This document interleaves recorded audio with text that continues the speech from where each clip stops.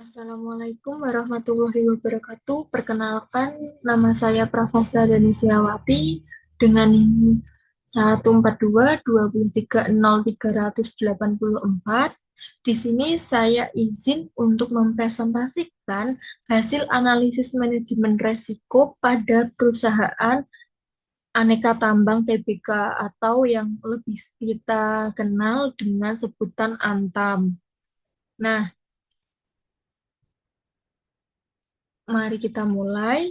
Untuk yang pertama, tentang deskripsi perusahaan sendiri, PT Aneka Tambang TBK merupakan salah satu perusahaan pertambangan terbesar di Indonesia yang saat ini tergabung dalam holding BUMN, yaitu Mine ID. Nah, perusahaan ini tidak hanya berfokus pada kegiatan pertambangannya saja, namun juga telah berkembang menjadi perusahaan yang menjalankan proses bisnis secara terintegrasi, mulai dari eksplorasi, proses penambangan, pengolahan, pemurnian, hingga ke pemasaran produk mineralnya. Nah, untuk komoditas utama yang dikelola oleh Antam ini sendiri terdiri dari beberapa jenis mineral yang strategis, yaitu nikel, emas, perak, bauksit, dan juga alumina. Nah, nikel ini menjadi salah satu komoditas penting karena berkaitan dengan perkembangan industri kendaraan listrik melalui pengembangan baterai kendaraan listrik. Selain bisa menghasilkan produk tambang, Antam ini sendiri juga berperan penting atau memiliki peran yang strategis dalam mendukung program hilirisasi pemerintah di Indonesia. Nah, melalui pembangunan smelter dan juga pengembangan industri pengolahan mineral, perusahaan ini berusaha untuk dapat meningkatkan nilai tambah dari sumber daya alam di Indonesia, sehingga tidak hanya menjual bahan mentahnya saja, namun juga menghasilkan produk bernilai ekonomi yang lebih tinggi. Namun, semakin besar dan juga semakin besar aktivitas dan tanggung jawab dari perusahaan, maka semakin besar pula resiko yang harus dihadapi oleh perusahaan. Oleh karena itu, penting bagi perusahaan ini untuk menerapkan manajemen resiko yang efektif agar kegiatan operasionalnya ini dapat berjalan secara berkelanjutan. Nah, selanjutnya, untuk identifikasi kategori resiko Antam, dalam menjalankan aktivitas bisnisnya, PT Aneka Tambang TBK ini menghadapi berbagai jenis resiko yang dapat mempengaruhi keberlangsungan perusahaannya. Resiko yang pertama yaitu resiko kepatuhan. Nah, di mana resiko ini berkaitan dengan kemampuan perusahaan dalam mengikuti perubahan regulasi dari pemerintah. Nah, dalam industri pertambangan, perubahan kebijakan seperti aturan ekspor, tarif royalti, maupun kebijakan lingkungan ini dapat memberikan dampak langsung terhadap operasional dan juga profitabilitas dari perusahaan. Nah, untuk resiko yang kedua, yaitu resiko bahaya. Sebelum itu, resiko yang kedua yaitu resiko pengendalian. Nah, resiko ini berkaitan dengan efektivitas sistem internal perusahaan dalam mengawasi operasional aktivitasnya atau aktivitas operasionalnya. Nah, untuk kelemahan pengendalian ini dapat menyebabkan terjadinya suatu kesalahan, adanya penyimpangan, ataupun kerugian yang dihadapi oleh perusahaan itu. Nah, selanjutnya untuk resiko yang ketiga yaitu resiko hazard atau yang kita sebut hazard risk. Nah, resiko ini menjadi resiko yang paling dominan dalam industri pertambangan karena berhubungan langsung dengan keselamatan manusia dan juga lingkungan kerjanya. Contohnya itu pada resiko kecelakaan tambang, adanya gas beracun, maupun aktivitas tambang ilegal. Nah, selain resiko negatifnya ini, resiko resiko dari Antam ini memiliki resiko peluang. Nah, dari resiko peluang ini atau resiko yang keempat, pengembangan proses hilirisasi seperti smelter dan industri baterai kendaraan listrik menjadi peluang besar bagi perusahaan untuk dapat meningkatkan nilai tambah dan memperkuat posisi Indonesia dalam industri mineral global. Selanjutnya, yaitu resiko prioritas insiden dari tambang pongkor. Nah, dari beberapa resiko yang telah diidentifikasi sebelumnya, resiko yang menjadi prioritas utama adalah resiko bahaya yang terjadi di tambang emas pongkor. Nah, gimana sih kasusnya ini? Nah, kasus ini itu terjadi pada Januari tahun 2026 ketika muncul asap yang mengandung karbon monoksida atau CO2 atau CO di area tambang bawah tanah Pongkor. Nah, asap tersebut diduga berasal dari pembakaran kayu penyangga di dalam area tambang. Nah, kondisi ini menjadi lebih berbahaya lagi karena kadar gas karbon monoksida yang terdeteksi ini mencapai 1.200 ppm. Ini jauh dari batas amannya. Nah, kondisi ini menunjukkan bahwa lingkungan tambang memiliki tingkat bahaya yang lebih tinggi karena gas beracun ini dapat mengancam keselamatan manusia dalam waktu yang sangat cepat. Nah, selain dari faktor teknisnya, insiden ini juga berkaitan dengan aktivitas penambangan ilegal yang telah memasuki ke wilayah IUP Antam. Nah, hal ini membuat resiko menjadi semakin kompleks karena tidak hanya berkaitan dengan keselamatan kerjanya saja, namun juga telah berkaitan dengan keamanan wilayah, tata kelola, dan juga hubungan perusahaan dengan pihak eksternalnya. Nah, dampak dari kejadian ini tidak hanya berupa korban jiwanya saja, namun juga berpengaruh terhadap operasional perusahaan, reputasi, serta kepercayaan masyarakat terhadap Antam ini sendiri. Nah, kemudian untuk analisis likelihood dan impact resikonya, jika dilihat dari tingkat kemungkinan atau likelihood, resiko insiden tambang seperti ini memiliki kemungkinan terjadi karena tambang bawah tanah secara alami memiliki banyak potensi bahaya.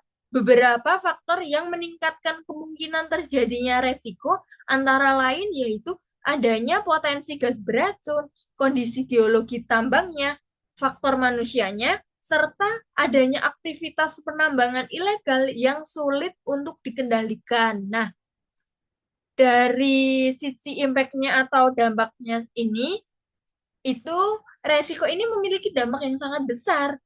Yang pertama itu, yaitu dampaknya resiko ini dapat mengancam keselamatan manusia karena dapat menyebabkan adanya korban jiwa. Nah, untuk resiko yang kedua atau dampak yang kedua yaitu kejadian ini dapat menyebabkan adanya penghentian sementara aktivitas produksi sehingga ini berdampak pada pendapatan dari perusahaan ini sendiri. Nah, selain itu, perusahaan juga harus menanggung biaya evakuasi, investigasi, perbaikan sistem, dan juga menghadapi adanya potensi dampak hukum dan reputasi yang ada. Karena dampaknya yang luas dan dapat memicu resiko lain, maka resiko keselamatan tambang ini termasuk resiko pengungkit atau leverage risk, yaitu di mana resiko ini dapat menyebabkan munculnya masalah yang baru pada aspek kepatuhan, aspek pengendalian, dan juga reputasi dari perusahaan. Nah, selanjutnya pada pengendalian resiko yang dilakukan oleh Antam, dalam menghadapi resiko tersebut, Antam ini melakukan beberapa strategi pengendalian yang dapat dihadapi atau dibagi ke dalam 3 tahap, yaitu tahap preventif, tahap responsif, dan juga tahap korektif. Nah, tahap yang pertama atau tahap preventif ini disebut juga tahap sebelum kejadian atau tahap pencegahannya. Nah, sebelum kejadian, perusahaan ini sebenarnya telah memiliki standar keselamatan kerja, sistem ventilasi tambang, dan juga prosedur operasional untuk mengurangi adanya resiko kecelakaan. Namun, kelemahan ini yang terlihat yaitu pengendalian terhadap faktor eksternalnya, terutama aktivitas tambang ilegal di sekitar wilayah operasi. Nah, untuk tahap yang kedua atau tahap responsif, ini tahap yang ketika kejadian ini berlangsung. Nah, saat insiden ini terjadi, perusahaan segera menghentikan aktivitas di area yang terdampak, melakukan evakuasi, mengaktifkan tim emergency response, serta melakukan pemantauan kadar gas hingga kondisi tersebut dapat dinyatakan secara aman. Selain tindakan teknis, perusahaan juga melakukan komunikasi krisis dengan pemerintah daerah dan juga masyarakat untuk mengklarifikasi informasi yang beredar. Nah, untuk tahap yang ketiga yaitu tahap korektif atau tahap setelah kejadian. Nah, tahap ini perusahaan melakukan evaluasi sistem keselamatan kerja, memperketat pengawasan wilayah tambang, serta meningkatkan koordinasi dengan pemerintah serta mencegah adanya aktivitas ilegal. Hal ini menunjukkan bahwa pengendalian resiko ini tidak hanya berfokus pada penyelesaiannya masalah pada saat terjadinya kejadian ini, namun juga bagaimana tentang perusahaan ini dapat belajar dan juga memperbaiki sistem agar kejadian serupa ini tidak terulang lagi. Nah, untuk selanjutnya yaitu tentang kondisi pasca pengendalian resiko. Nah, setelah dilakukannya pengendalian resiko ini, kondisi perusahaan secara bertahap mulai membaik. Dari sisi operasionalnya, aktivitas tambang dapat kembali berjalan dan dapat tetap berusaha mencapai target produksinya. Dari sisi reputasi sendiri, Antam ini telah melakukan komunikasi publik untuk mengurangi adanya dampak informasi negatif ataupun hoax yang telah beredar di masyarakat. Namun, pemulihan reputasi ini tidak dapat hanya dilakukan dari pernyataannya saja, namun juga membutuhkan bukti nyata melalui peningkatan keselamatan kerja dan juga konsistensi penerapan manajemen resiko. Nah, perusahaan perlu memastikan bahwa perubahan yang telah dilakukan ini menjadi bagian dari budaya perusahaan, bukan hanya sebagai respon sementara setelah terjadinya insiden tersebut. Nah, selanjutnya yaitu tentang rekomendasi dan evaluasi pengendalian risiko. Nah, berdasarkan analisis yang telah saya lakukan, terdapat beberapa rekomendasi yang dapat diterapkan oleh Antam. Yang pertama yaitu perusahaan dapat meningkatkan pengawasan wilayah tambang menggunakan teknologi seperti sensor aktivitas bawah tanah, drone patroli, serta pemantauan digital sistem atau sistem pemantauan digital. Nah, untuk yang kedua yaitu perusahaan perlu memperkuat pendekatan berbasis masyarakat. Nah, karena masyarakat sekitar ini merupakan bagian dari lingkungan operasi perusahaan, maka mereka ini dapat dilibatkan sebagai mitra dalam menjaga keamanan di wilayah tambang. Yang ketiga yaitu peningkatan budaya resiko. Nah, resiko ini bukan hanya menjadi tanggung jawab bagian dari keselamatan ataupun manajemennya saja, namun juga harus menjadi kesadaran seluruh pihak, mulai dari pimpinan hingga pekerja yang berada di lapangan.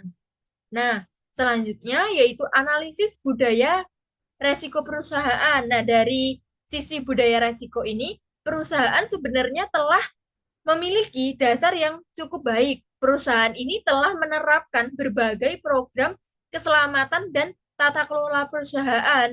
Hal ini menunjukkan adanya komitmen yang terhadap penerapan manajemen resikonya. Namun pada kasus Pengkor atau Pongkor ini menunjukkan masih terdapat celah antara kebijakan yang dibuat dengan kondisi nyata yang berada di lapangan. Nah, budaya resiko perusahaan ini masih perlu diperluas lagi, bukan hanya berfokus pada keselamatan pekerja internalnya, namun juga terhadap resiko eksternal seperti aktivitas ilegal dan juga hubungan dengan masyarakat sekitar. Nah, budaya resiko yang kuat adalah ketika seluruh pihak dalam perusahaan ini memiliki pemahaman bahwa resiko ini merupakan tanggung jawab bersama, bukan tanggung jawab sepihaknya saja.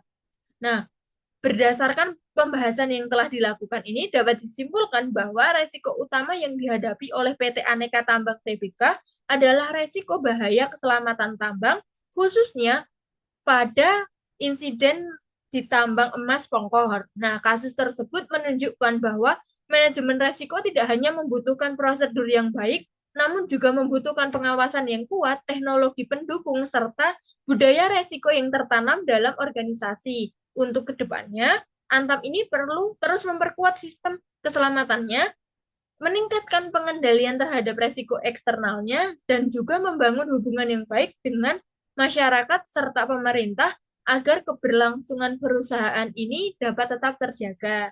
Sekian presentasi dari saya, kurang lebihnya mohon maaf. Wassalamualaikum warahmatullahi wabarakatuh.